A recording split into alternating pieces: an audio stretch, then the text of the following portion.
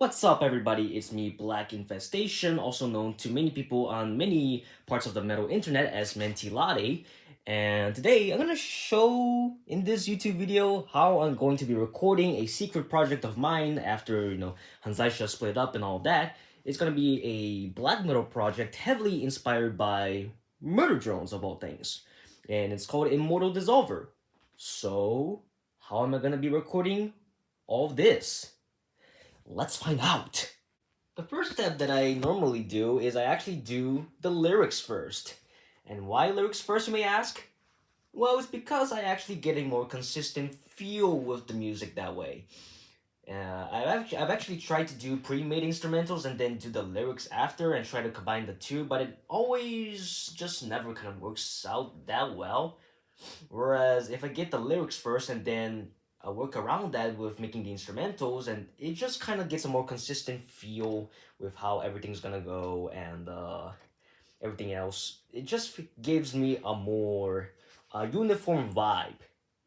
But after the lyrics are done, I'm actually going to refine all of these and make and work around these lyrics to make instrumentals, and that's where I'm gonna go to the next logical step. So I open a blank project here, get this shit out of the way. And normally what I like to do is I load in a track template with the recording and mixing template that I made for Immortal Dissolver, just because it gives me a more refined mix while still giving me some degree of nastiness. It's already preset to a degree, so what I usually do is I just start recording drums. And that's where the magic happens. So after I set up everything and all, the next logical step is I'm going to record the drums with the lyrics in mind. Yes, when I'm doing the drumming for a lot of my projects, yeah, I sort of have an idea of how that is gonna go structure-wise and composition-wise with the songs and the vibes and all that, just with the drums alone. Usually people would start with the guitar riffs and then they build off the art direction with the drums and the vocals off that, but as I'm a weirdo, I prefer to do the drums first. Because that way, I actually have a more uniform vibe of how I want a lot of the things to sound as it's flowing from my head. It's sort of like improvisational in a way, but with a degree of intentional like writing at the forefront, if that makes sense. Anyways, I'm just gonna record drums here. For the next song here, Cosmic Hellfire, after, yes, I'm going in chronological order with the tracks here. I got like 2 tracks done yesterday, and I'm going to do this track today. So let's try to do a whole take of this shit.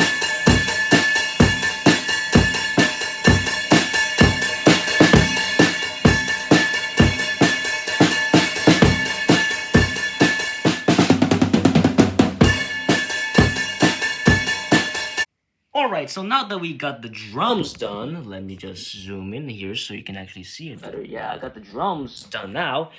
The next logical step is using the bass, recording the bass. So I have my bass guitar running from a cable into a Zoom 505 to multi-effects pedal with a reverb, chorus, and an amp distortion alongside a limiter before the amp distortion, and then that is running into a Marshall amp with pretty much a bunch of settings here, really. Pretty much gain, both the 2 gain knobs at noon, these settings, and then the master value is just cranked up until the recording levels can actually hit it, so can actually hit the amp. So this is, I'm gonna record some tunes and pretty much see how it gets.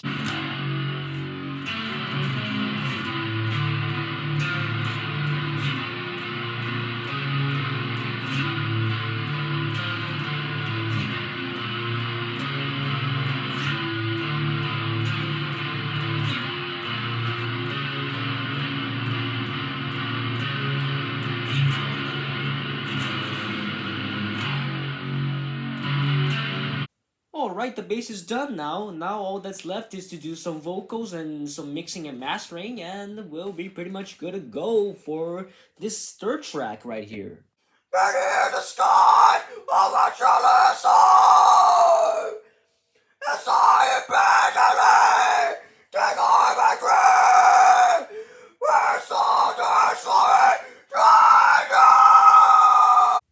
so after my preparations for the mixing and mastering rituals are done, by way of me just drinking that very nice fucking coffee drink, I go into the next logical step, which is mixing and mastering.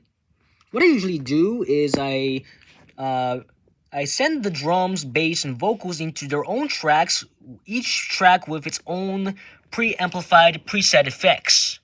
So the drums are saturated a very high amount at like 100% soft clipping. But that just adds a very nice degree of, distortion that just levels everything out without sounding like it's actually clipping. So for the EQ, the pre-amplified EQ, I just boost around here at 70 Hz.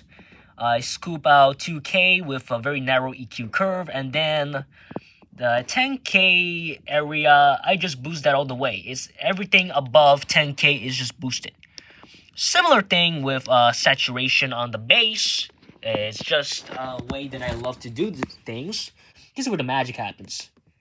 I boost 400 Hz all the way. And the reason why is because it just brings back a lot of the mid-range, the low mid-range that is needed for the energy of the mix to be able to come through the speakers.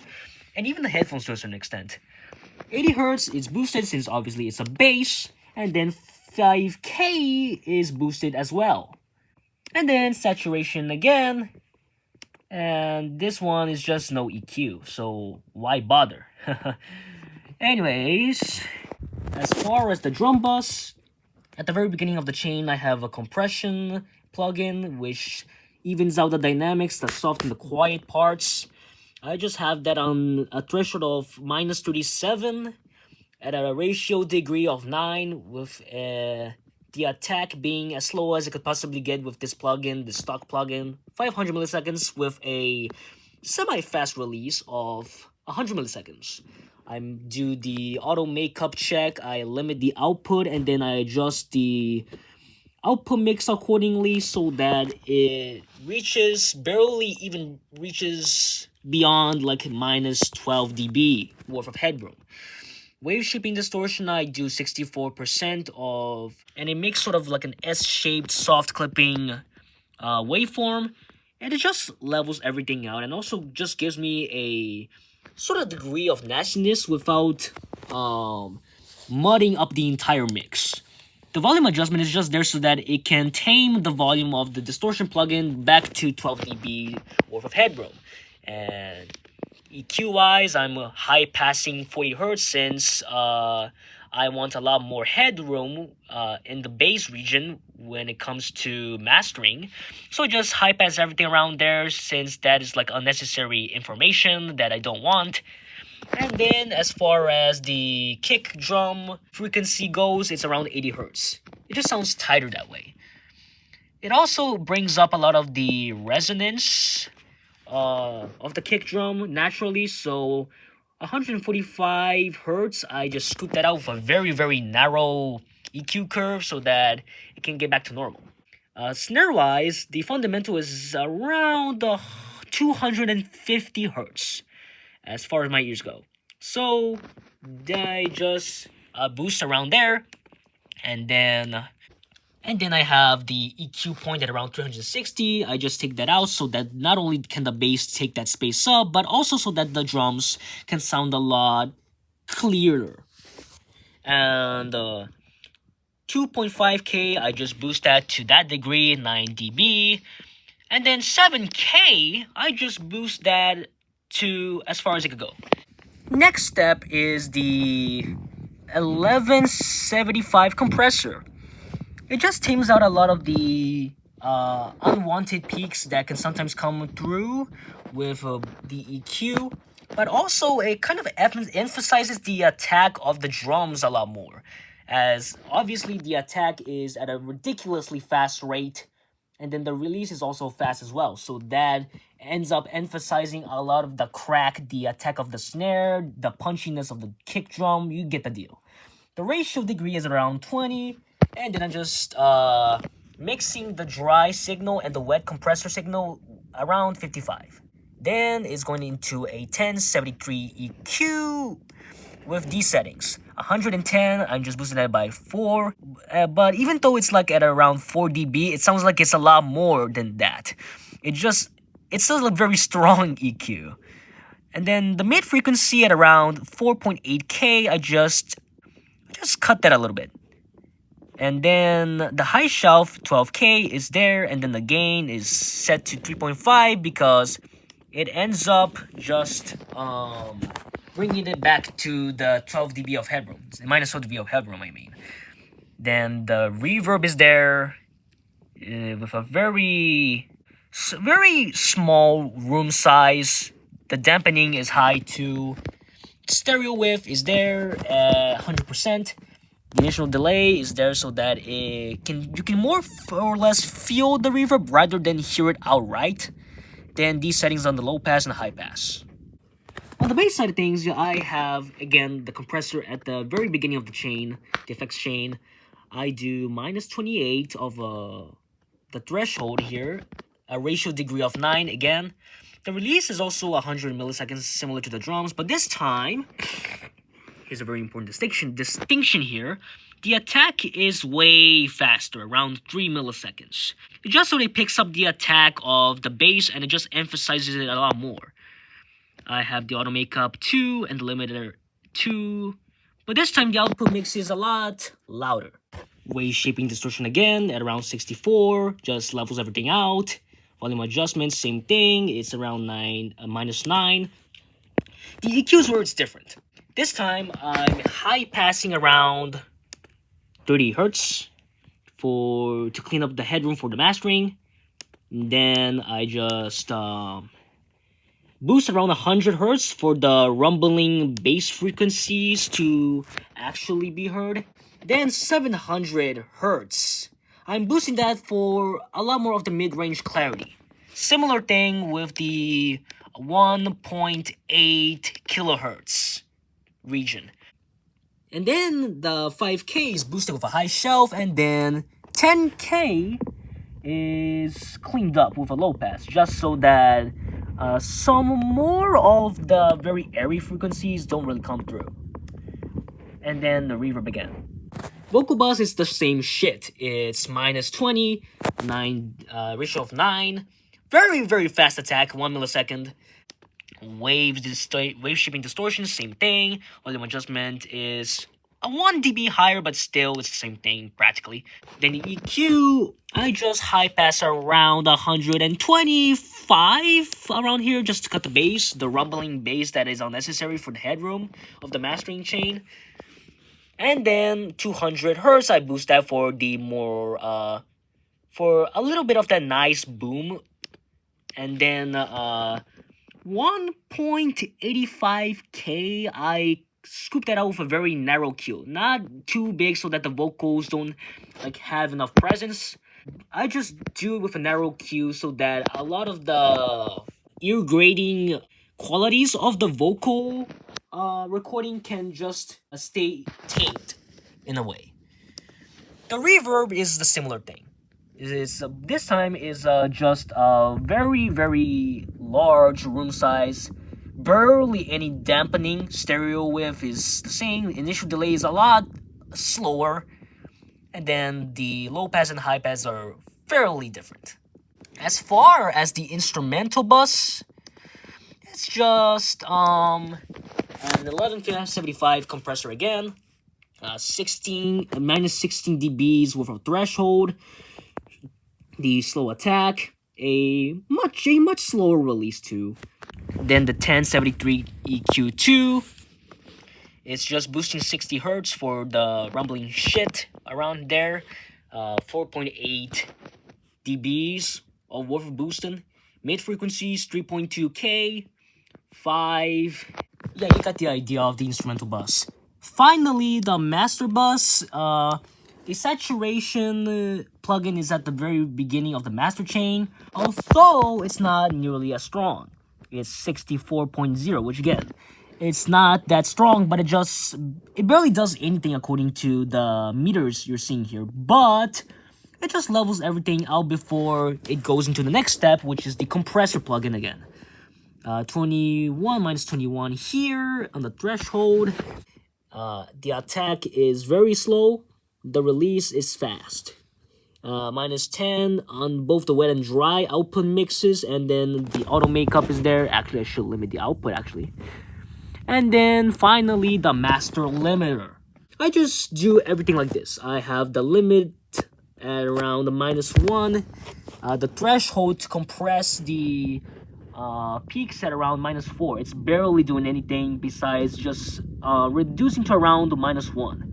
But it just ends up making a lot more of this very nice dynamic range. That's pretty much it for a lot of the settings on the drums, bass vocals, and a lot of the bus tracks and the master chain. It's just how I naturally felt the project mixes should sound like. I just came to this conclusion just because of the limitations that I have, and I felt that those limitations set a very cool sounding template for what I want to do with this project. So anyways, after all of that babbling about the mix and master effects, I'm going to just check the mix to see if it really is sounding pretty good to my ears, really. I use these earbuds right here. The reason why I use these earbuds is just for referencing and translating the mixes onto a more common type of setting, listening experience, you know? The bass, as a result, just doesn't sound as like... It sounds like it's not too much, but it also sounds like it's not too little either, which is a very fine balance. As for the mids and the presence, it's obvious. Like, the mids are way better with these earphones. I'm just going to play the mix right now on my headphones and check for any problems in here. Alright, so after I checked my mix and everything is alright, I then go to the next step. I just saved the project beforehand, and then I finally render the final master into an audio file. I just do a FLAC file at 16-bit encoding with the slowest compression of data, 8, around there.